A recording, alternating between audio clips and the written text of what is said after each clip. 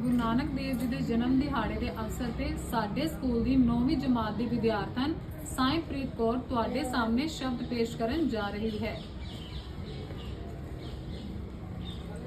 ਜਿਵੇਂ ਪੱਤਾ ਪੱਤੇ ਦੇ ਨਾਲ ਟਾਣੀ ਤੇ ਸਾਗਰਾਂ ਦਾ ਪਾਣੀ ਵੇ ਐਦਾਂ ਤੇਰੀ ਲੋੜ ਸਾਹਿਬਾ। ਜਿਵੇਂ ਪੱਤਾ ਪੱਤੇ ਦੇ ਨਾਲ ਟਾਣੀ ਤੇ ਸਾਗਰਾਂ ਦਾ ਪਾਣੀ ਮਾੜਿਆਂ ਕੰਮਾਂ ਤੋਂ ਬਚਾਈ ਮੇਰੇ ਦਾਤਿਆ।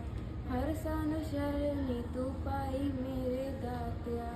ਉਹ ਜਿੱਦ ਮੇਰੀ ਮਿੱਟੀ ਦੀ ਗਾ ਤੇਰੀ ਤੂੰ ਮੁਖੜਾ ਨਾ ਫੇਰੀ ਲਈ ਸਰਨਾ ਨਾ ਜੋੜ ਦਾਤਿਆ। ਜਿਵੇਂ ਪੱਤਾ ਪੱਤੇ ਦੇ ਨਾਲ ਟਾਣੀ ਤੇ ਸਾਗਰਾਂ ਦਾ ਪਾਣੀ ਵੇ ਐਦਾਂ ਤੇਰੀ ਲੋੜ ਸਾਹਿਬਾ। ਜਿਵੇਂ ਪੱਤਾ ਪੱਤੇ ਦੇ ਨਾਲ ਟਾਣੀ ਤੇ ਸਾਗਰਾਂ ਦਾ ਪਾਣੀ। ਧੰਨਵਾਦ।